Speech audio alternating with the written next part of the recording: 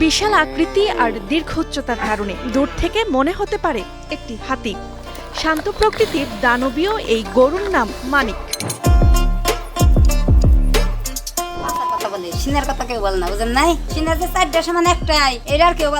Friesian জাতের ষাঁড়টিকে দেশের সবচেয়ে বড় আকারের গরু বলে দাবি এর মালিকের। 56 মণ ওজনের মানিককে এক নজর দেখতে টাঙ্গাইলে এখন কৌতূহলী মানুষের ভিড়। কোনো ইঞ্জেকশন কোনো কিছু আমরা করি নাই, এটা সাধারণ খাবার দিচ্ছি আমরা।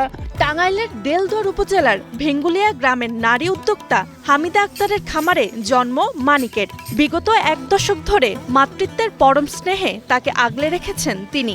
কোনো কৃত্রিম উপায়ে মোটা তাজা করার রাসায়নিক ওষুধ দেয়া হয়নি মানিককে। প্রাত্যহিক খাদ্য তালিকায় থাকে ভুসি, ছোলা আর সবুজ ঘাস। তবে মানিকের সবচেয়ে প্রিয় খাদ্য পাকা কলা। প্রতিদিন সকালে উঠে গোসল করা লাগে, তারপরে দানাদার খাদ্য বুট, ভুসি, 1 কেজি আতপ চাউলের ভাত। শুধু খাবার নয়, মানিকের পেছনে খামারি পরিবারের রয়েছে আবেগ। কোনো কসাইয়ের কাছে নয়, হামিদা চান মানিক কোনো ভালো ক্রেতার ঘরে যাক। তবে হাটের এই সময়েও মিলছে না আশানুরূপ দরদাম, আর তাতেই কপালে চিন্তার ভাঁজ এই খামারি পরিবারের।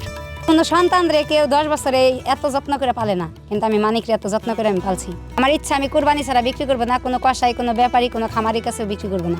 আমাদের পরিবারের মনে করেন একজন সদস্য, এত স্নেহ আদর করে পারলি আমি আশা করি একজন সদমান ব্যক্তি আমার মানিকের জন্য ক্রয় করে কুরবানি দেয়। এদিকে সামাজিক যোগাযোগ মাধ্যমে মানিক বিক্রি হয়ে গেছে বলে গুজব ছড়িয়েছে। ভুল তথ্যে বিভ্রান্ত হচ্ছেন সম্ভাব্য ক্রেতারা। গত 5 বছর ধরে চেষ্টা করেও বিক্রি না হওয়ায় আর্থিক চাপে পড়েছে এই পরিবার। খামারিদের ভাইয়ের কাছে আমাদের অনুরোধ থাকবে, গবাদি পশুগুলো বয়স মানে জোয়ান থাকতেই বা 4 জোড়া দাঁত ওই সময়ের মধ্যেই যেন এগুলো বিক্রি করার জন্য। যত দিন যায় ওইটার ডিমান্ড অনেক সময় কমে যায়।